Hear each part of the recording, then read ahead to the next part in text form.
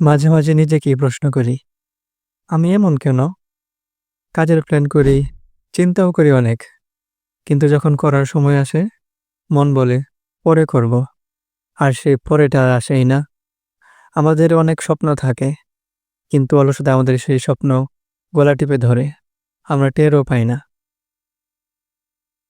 ভাবো তো, তোমার জীবনের কতগুলো দিন গেছে, যেখানে তুমি সত্যিই কিছু করনি, অথচ করতে পারতে।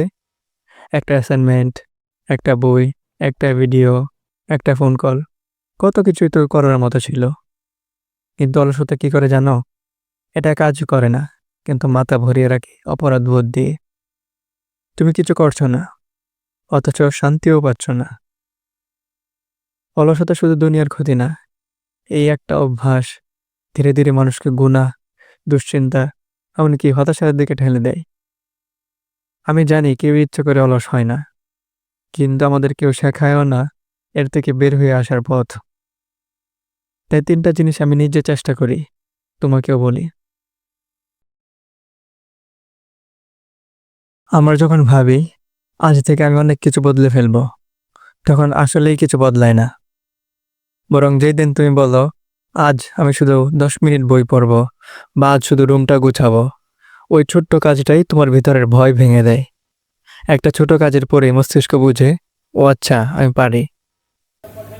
তুমি লক্ষ্য করলে দেখবে, যে মানুষটা জিমে গিয়ে ৫ মিনিটও হাঁটে না, সে কাল থেকে ১ ঘন্টা এক্সারসাইজ করব বলে কখনো শুরু করতে পারে না।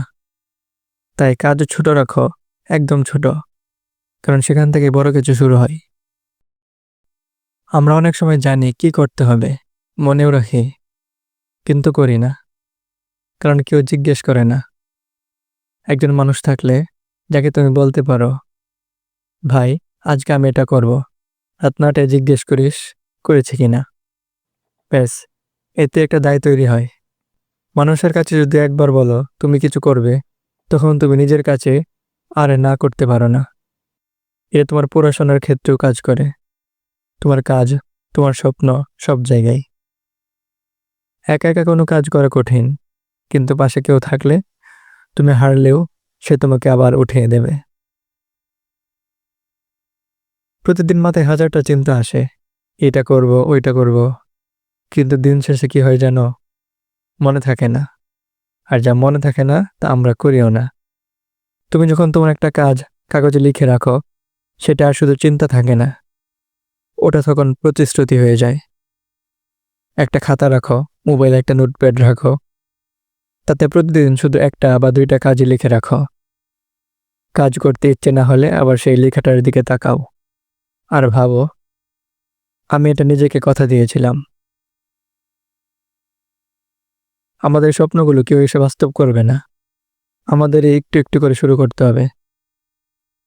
তাই আজ শুধু ৩টা জিনিস করো, ছোট একটা কাজ করো, কাউকে বলো তুমি সেটা করছো, আর সেটা খাতায় লেখো। এতটুকু শুরু করলেই বাকিটা তুমি নিজেই পারবে।